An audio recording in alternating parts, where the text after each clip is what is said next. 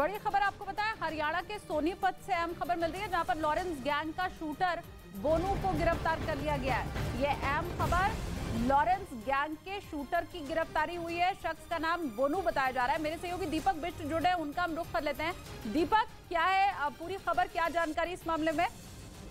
देखिए, बड़ी कामयाबी कही जाएगी एसटीएफ की टीम को, क्योंकि अंबाला यूनिट की जो टीम है इसने इस पूरे बदमाश की रेकी की थी। क्योंकि ये बोनू उर्फ जो छोटा है वो लॉरेंस बिश्नोई से जुड़ा हुआ है और इसका ये बताया जा रहा है कि इससे पहले अंबाला में हत्या कर चुका है, वहीं रॉबरी की वारदातों को भी अंजाम दे चुका है, जिसके बाद ये काफी समय से फरार था। इसका एक इनपुट मिला था एसटीएफ हरियाणा की टीम को, जिसके बाद अधिकारियों की देखरेख में इस बदमाश को पकड़ा गया है। बोनू उर्फ छोटा जो है काफी समय से फरार था और काफी ड्रेडेड क्रिमिनल बताया जा रहा है, क्योंकि हत्या और लूट जैसी वारदातों को अंजाम देने के बाद ये छिपा हुआ था। एसटीएफ का कहना है कि इसके बारे में पूछताछ कर रहे हैं आगे, क्या ये कहां पर था और इतने समय तक इसने किससे संपर्क किया था। जी, शुक्रिया दीपक तमाम जानकारी के लिए।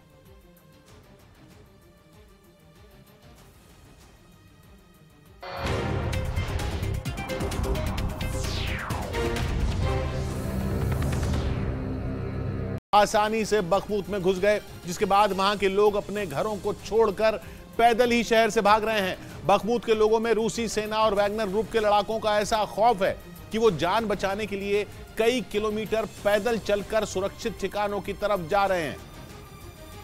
क्योंकि बखमूत में लड़ाई अब शहर के भीतर पहुंच गई है। पिछले करीब 6 महीने से रूसी सेना और वैगनर ग्रुप के लड़ाके बखमूत शहर में घुसने के लिए भीषण हमले बोल रहे थे, लेकिन यूक्रेन के जवानों ने शहर के भीतर मोर्चा संभाल रखा था और वो रूस के घातक हमलों का वहीं से जवाब भी दे रहे थे।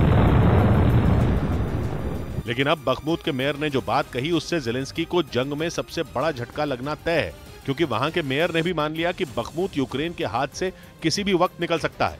वहां की सड़कों पर रूसी सेना और वैगनर ग्रुप के लड़ाकों का कब्जा हो गया है, जिनके डर से बखमूत के लोग अपने घरों को छोड़कर पैदल ही भाग रहे हैं, क्योंकि वो भी इस बात को अच्छी तरह समझ चुके हैं कि उनका शहर अब रूस के हाथों में जाने से बच नहीं पाएगा। रूसी फौज और वैगनर ग्रुप के लड़ाकों ने वहां आखिरी हमला बोल दिया है। बखमूत के मेयर के मुताबिक वहां ऐसे हमले किए जा रहे हैं मानो रूस शहर का एक भी हिस्सा साबुत नहीं छोड़ना चाहता, और इसीलिए बखमूत पर तोपों से ताबड़तोड़ गोले बरसाए जा रहे हैं। रॉकेट की मार से पूरा शहर दहल रहा है।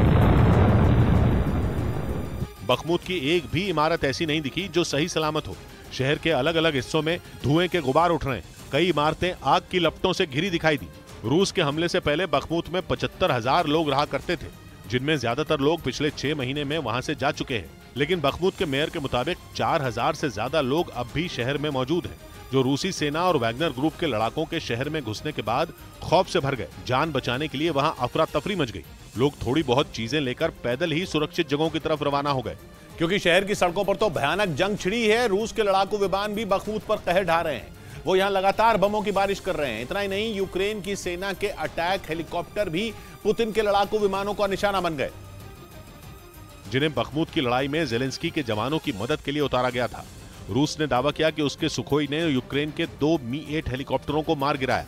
इसका एक वीडियो भी रूस की तरफ से जारी किया गया, जिसमें एक हेलीकॉप्टर उड़ान भरता नजर आया, लेकिन कुछ ही देर में वो हवा में ही आग के गोले में बदल गया और वहां का पूरा इलाका धमाके से गूंज उठा।